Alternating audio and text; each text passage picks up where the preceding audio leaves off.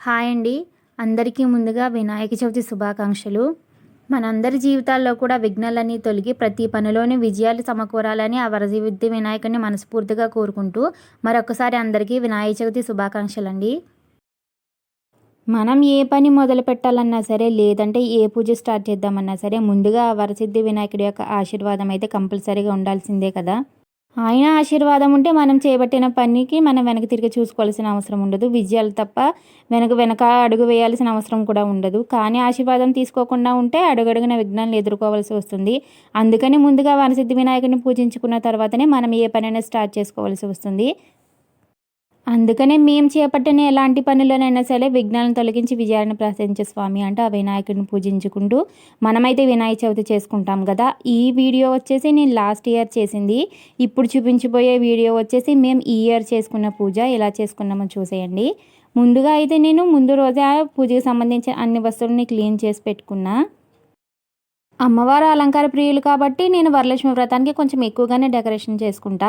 వినాయక చవితికి మాత్రం కొంచెం సింపుల్గానే చేసుకుంటా. అందుకని తక్కువ వస్తువులు మాత్రమే యూజ్ చేస్తా. నా దగ్గర వినాయకుడిది వెండి విగ్రహం అయితే లేదు, కానీ వెండి ఫ్రేమ్ అయితే ఉంది. దాన్ని కూడా క్లీన్ చేసుకుని పెట్టుకున్నా. ముందు రోజు నైటే కొంచెంగా ఈ విధంగా డెకరేషన్ చేసుకుని పెట్టుకున్నా. చుట్టూ లైటింగ్స్ పెట్టేసి ఈ విధంగా ఫ్లవర్స్ అయితే డెకరేషన్ చేసుకున్నా. ఈ డెకరేషన్ మొత్తం నేను పూజ చేసుకునే దేవుడి మందిరం కిందనే చేసుకున్నా. దేవుడి దగ్గర కూడా కొంచెంగా లైటింగ్స్ పెట్టేసి కొన్ని పూలైతే పెట్టేసా. దేవుడి ఫొటోస్ కూడా ముందు రోజే క్లీన్ చేసుకుని బొట్లు పెట్టేసి రెడీ చేసుకుని పెట్టుకున్నా. తర్వాత ఈ నైట్ వచ్చేసి ఈ విధంగా లైటింగ్స్ పెట్టేసి మొత్తం డెకరేషన్ చేసుకున్నా. కొంచెంగానే డెకరేషన్ చేసుకున్నా, మరీ హెవీ డెకరేషన్ అయితే చేయలేదు. ఎందుకంటే వినాయక చవితి కొంచెం నేను సింపుల్గానే చేసుకుంటా. ఇకపోతే తెల్లవారు లేసి స్వామివారికి ఇష్టమైన నైవేద్యాలన్నీ రెడీ చేసి పెట్టేసా. పంచామృతాలు పానకంతో కలిపి 9 నైవేద్యాలు అయితే చేశాను. ఈసారి పూజ మాత్రం చాలా బాగా చేసుకున్నాము. నేనైతే ఫుల్లీ సాటిస్ఫై అయ్యాను. పూజ విషయంలో మాత్రం అంత బాగా అనిపించింది నాకు. ఇకపోతే స్వామివారి కథ కూడా వినేసి ధూపదీప నైవేద్యాలు అయితే సమర్పించేసి చివరిగా హారతి ఇచ్చేసి స్వామివారికి అయితే నమస్కారం చేసేసుకున్నాం. ఎప్పుడు నేను బుక్ చదువుకుంటూ పూజ చేసుకునే వాళ్ళం, కానీ ఈసారి మాత్రం ఫోన్ పెట్టుకుని పంతులు గారు పూజ చెప్తూ ఉంటే పూజ చేసుకున్నాము. అందుకని పూజ మాత్రం చాలా ప్రశాంతంగా అయితే జరిగింది. నాకైతే చాలా బాగా అనిపించింది. స్వామివారికి గరిగతో 108 అష్టోత్తరాలతో పూజ అయితే చేసుకున్నాము. మా పిల్లలైతే పసుపు కుంకుమతో చేశారు. ఫోన్లో పంతులు గారు పూజ విధానం చెప్తుంటే మేము నలుగురం కలిసి పూజ చేసుకోవడం నాకు చాలా బాగా అనిపించింది. అందుకే నేను ఫుల్లీ సాటిస్ఫై అయ్యాను. పూజ మొత్తం కంప్లీట్ అయిపోయిన తర్వాత పంతులు గారికి కొంచెం అమౌంట్ కూడా మేము ఫోన్పే అయితే చేయడం జరిగింది. చూడండి మా వరసిద్ధి వినాయకుడిని ఎంత క్యూట్గా ఉన్నాడో. మేమైతే చిన్న విగ్రహం మేము తెచ్చుకుంటాము, పెద్ద విగ్రహం అయితే తెచ్చుకోము, సింపుల్గానే చేసుకుంటాం కాబట్టి. స్వామివారికి అయితే ధూపదీప నైవేద్యాలు పెట్టేసి తాంబూలం కూడా పెట్టేసి గరికతో పూజ చేసుకున్న తర్వాత అందరం కలిసి మనస్ఫూర్తిగా అయితే నమస్కారం చేసుకున్నాము. బయట మనకి చాలా రకాల పత్రులు అయితే అమ్ముతారు కదా. వాటితో పాటు మా గార్డెన్లో ఉన్న పత్రులను కూడా కోసుకొచ్చేసి అన్నీ కలిపేసి దేవుడి దగ్గర అయితే పెట్టేసి దండం అయితే పెట్టేసుకున్నాం. ఆది పూజ్యుడిగా పూజించబడే వినాయకుడిని ఆ దేవదేవులు సైతం కొలుస్తారు. అలాంటి దేవదేవుడు మనతో పాటు 9 రోజులు ఉండడానికి దివినిధులు భూమికి వచ్చినప్పుడు మనం కూడా ఎంతో కొంత ఆయన్ని స్మరించుకోవాలి కదా. అందుకని నాకు తోచిన నైవేద్యాలతో ఆయన అయితే స్మరించుకున్నాము. నేనైతే వినాయక చవితికి ఎక్కువగా పిండితో చేసిన వంటలకి ఎక్కువ ప్రిఫరెన్స్ ఇస్తాను.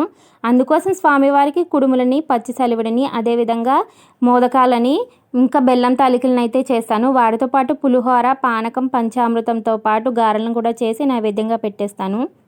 ఇకపోతే స్వామివారికి కుడుములు, ఉండ్రాళ్ళు, మోదకాలు అంటే చాలా ఇష్టం కదా. అవి కొంచెం స్పెషల్గా అయితే చేస్తాను.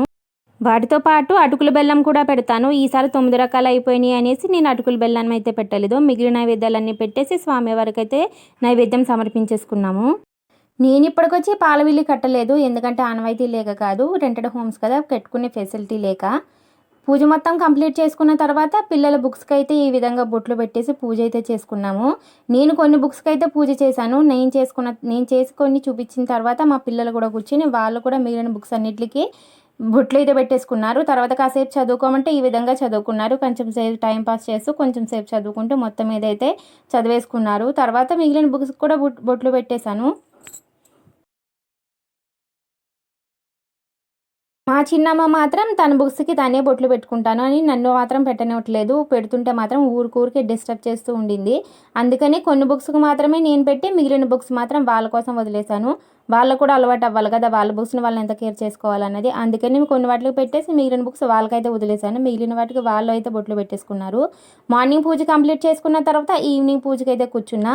మార్నింగ్ పంతులు గారు చెప్పినప్పుడు పూజ చేసాం కాబట్టి ఈవినింగ్ మాత్రం నేను బుక్ చదువుకుంటూ కొన్ని శ్లోకాలతో పాటు కొన్ని స్తోత్రాలను కూడా చదువుకొని మళ్ళీ ఈవినింగ్ కూడా పూజ కంప్లీట్ చేసుకున్నాను. ఈవినింగ్ కూడా నేను స్వామివారికి పండు నైవేద్యంగా పెట్టేసి ధూపదీప నైవేద్యాలు అయితే సమర్పించేశాను. పోతే స్వామివారికి పూజ కంప్లీట్ చేసుకున్న తర్వాత హారతి కూడా చూపించేసాం. తర్వాత మేమందరం కూడా హారతి తీసుకుని అందరం కూడా కళ్ళకద్దేసుకున్నాం. ఈ మధ్య మా చిన్నమ్మ అయితే చాలా నాటిగా తయారైంది. అందుకే అల్లరి కూడా బాగా ఎక్కువ చేస్తుంది. హారతి ఇస్తున్నప్పుడు చూడండి ఎంత అల్లరి అయితే చేసిందో. హారతి అయితే తీసేసుకుని వాళ్ళ అక్క వీడియో తీస్తుంది అనేసి వీడియోకి అడ్డంగా అయితే పోతుంది. పూజ రోజు ఆమె చేసిన అల్లరి అయితే లాంగ్ వీడియో తీసి వాళ్ళ ఛానల్లో అయితే పోస్ట్ చేస్తే అది కూడా చూసేయండి. ఇకపోతే నైటే పూజ మొత్తం కంప్లీట్ చేసుకున్న తర్వాత దీపాల కొండెక్కిన తర్వాత స్వామివారికి ఉద్వాసన అయితే చెప్పేశాను. తర్వాత మార్నింగ్ లేచి మళ్ళీ దీపారాధన చేసి స్వామివారి కోసం బెల్లం పుట్నాలతో పాటు పంచామృతం చేసి నైవేద్యంగా అయితే పెట్టేశాను. మార్నింగ్ కూడా స్వామివారికి కొన్ని శ్లోకాలు చదువుకుంటూ కాసేపు పూజ అయితే చేసుకున్నాను. ఇక్కడ కూడా దీపాల కొండెక్కిన తర్వాత మొత్తం దేవుడి విగ్రహం అయ్యి కదిపి నేను విగ్రహాన్ని కూడా సైడ్కి పెట్టేసి పూజ మొత్తం కంప్లీట్ చేసుకోవడం అయితే జరిగింది. మేము ఇంట్లో పూజించిన విగ్రహాన్ని అయితే మా పిల్లలు మా గల్లీలో ఉన్న వినాయకుడి దగ్గర అయితే పెట్టేశారు. వాళ్ళు వినాయకుడిని నిమజ్జనం చేసేటప్పుడు ఈ చిన్న చిన్న విగ్రహాలతో పాటు ఈ పత్రి మొత్తం తీసుకెళ్ళి వాళ్ళు ఆ విగ్రహంతో పాటు ఈ చిన్న చిన్న విగ్రహాలను కూడా నిమజ్జనం చేసేస్తారు.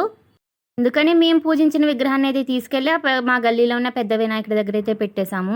నిలబెట్టారు. వినాయక చవితి రోజు సాయంత్రమే మేము ఇంట్లో పూజ కంప్లీట్ చేసుకున్న తర్వాత మా కాలనీలో ఉన్న గుడిలోకి కూడా వెళ్ళిపోయాం. అక్కడ ఉన్న వినాయకుడు కూడా పూజ కంప్లీట్ చేసుకున్నాము. స్వామివారు అయితే వినాయకుడు వ్రతకథతో పాటు పూజ కూడా చేశారు. వాటిని కూడా దర్శించుకుని అక్కడి నుంచి మేము మా గల్లీలో ఉన్న వినాయకుడి దగ్గరికి అయితే వచ్చేసాం. ఇదేనండి మా గల్లీలో ఉన్న వినాయకుడి విగ్రహం.